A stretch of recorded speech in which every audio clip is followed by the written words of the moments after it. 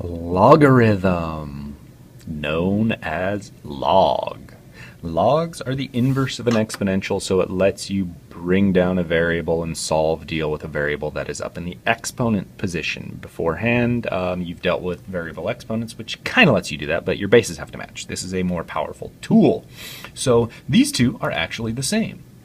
2 to the x equals 8. So what that is asking you is, hey, what's the exponent on 2 that gives me 8? So you could apply some of those rules of variable exponents and match your base. So 8 could be expressed as 2 cubed. When we have the same base, matching at 2, you can set your exponents equal. X equals 3. You're like, okay, well 2 cubed is 2 times 2 is 4 times 2 is 8. So 8 equals 8. Yeah, that makes sense. Okay, coming on over here, very same thing. This log problem right here, log base 2 of 8 equals x. That is how it is said. Log base 2, which makes a lot of sense because you have that 2 right here, and look at what is in the base position over here, a 2. So the base is 2. Log base 2 of 8 is x. Log base 2 of 8 is x. Okay, so it's saying 2 to what exponent is 8. So we can change these log forms to an exponential form by kind of going like this. Whoop, whoop. So it is 2 to the x equals 8. So if you were to evaluate, or be asked to evaluate, log base 2 of 8, this whole thing right here is asking you a very simple question. It is saying, what is the exponent on 2 that gives you 8?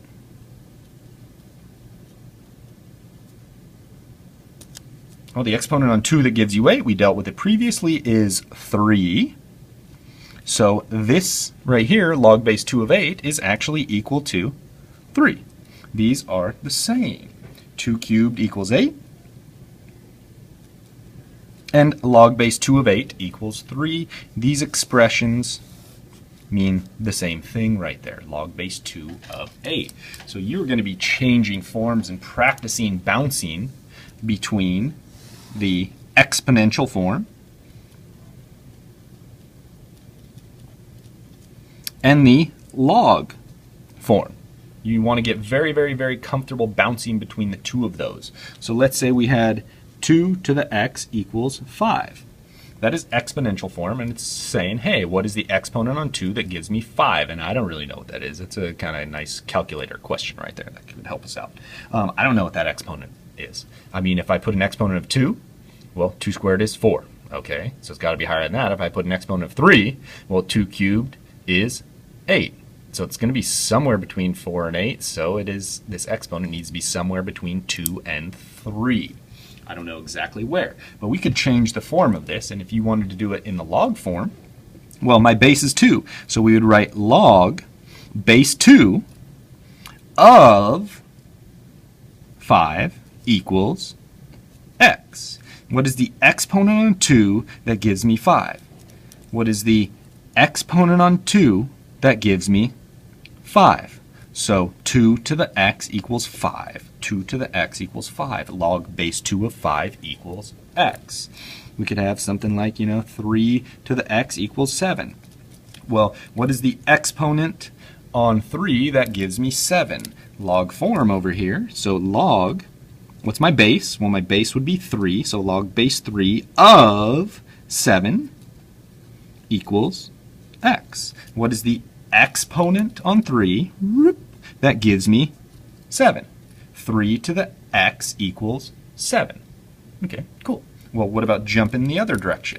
Let's say we had log base 6 of 10 equals x. Change that to an exponential form. Well, whoop, whoop. What is the exponent on 6? Bam. That gives me 10. So, what is the exponent on 6? That gives me 10. Bouncing between the two forms right there. Okay, hopefully that makes sense. Back and forth and back. Let's say we had, I don't know, log base 2 of 10 equals y. Well, what that is saying or asking is, hey, what is the exponent on 2? Bam, it's y. That gives me 10. Okay, so what is the exponent on 2? It's y. That gives me 10. And then we'd go through and we'd solve for that, and we'd deal with that a little bit later, but that's a different lesson for a different time. So let's do a little bit of practice with some of these different examples of logs, see if it makes sense. Hopefully your exponent skills are nice and tight. If not, check out one of my videos on exponents, properties of exponents. So let's say we had log base 2 of 32. Okay, log base 2 of 32. What is that? Hopefully you're understanding what that is asking you. It is saying, hey, what is the exponent on 2 that gives me 32? And if you're not sure, you can always set this equal to a variable of your choice. The magic one is x, obviously. Well, we come through, and if you want to change it to an exponential form, it's saying, hey, my base of 2 has an exponent of x that gives me 32. So, alternate form, 2 to the x equals 32. Back to matching your bases, 32 could be expressed as 2 to the 5th. So you'd have 2 to the x equals 2 to the 5th. 2 to the 5th is 32. Well, now your bases match. X equals 5. So this right here, log base 2 of 32, is actually equal to 5.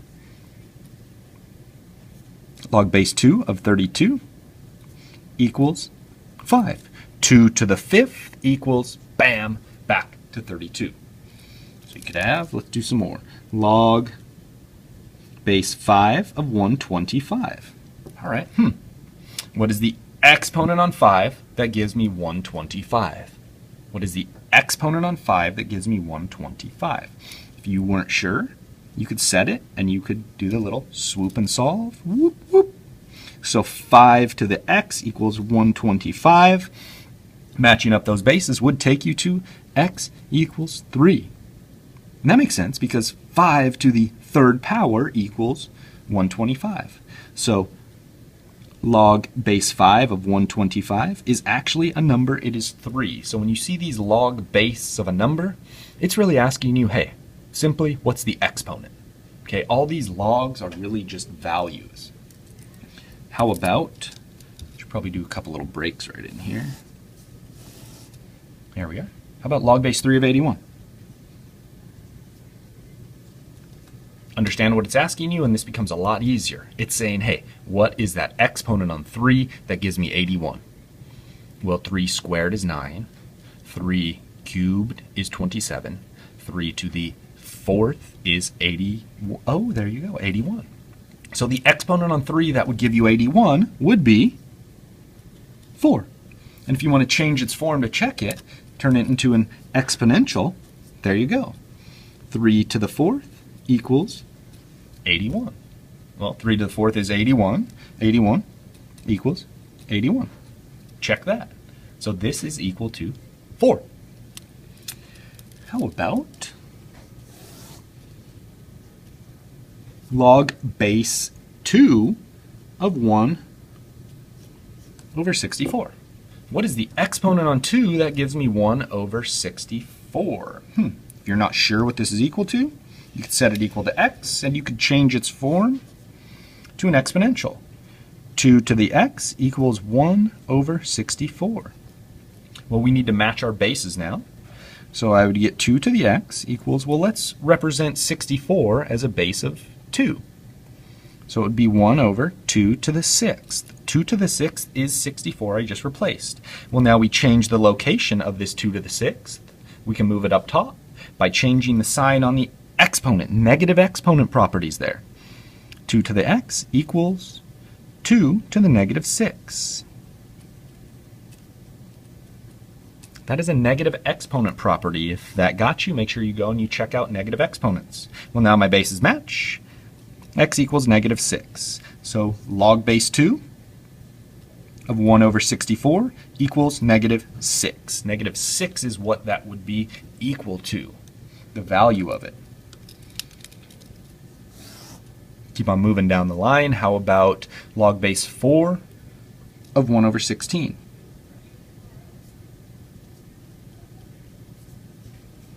What is the exponent on 4? That gives me 1 over 16. The exponent on 4 that gives me 1 over 16, if you're not sure, you could set it equal to something that you're not sure about.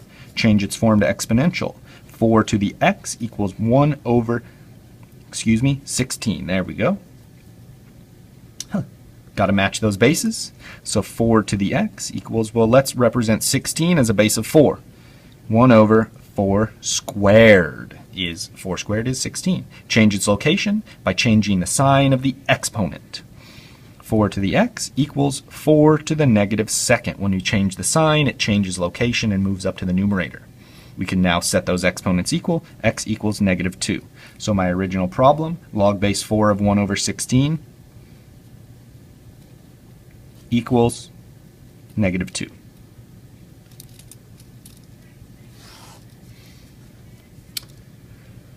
How about, let us see right here, something else that we need to talk about.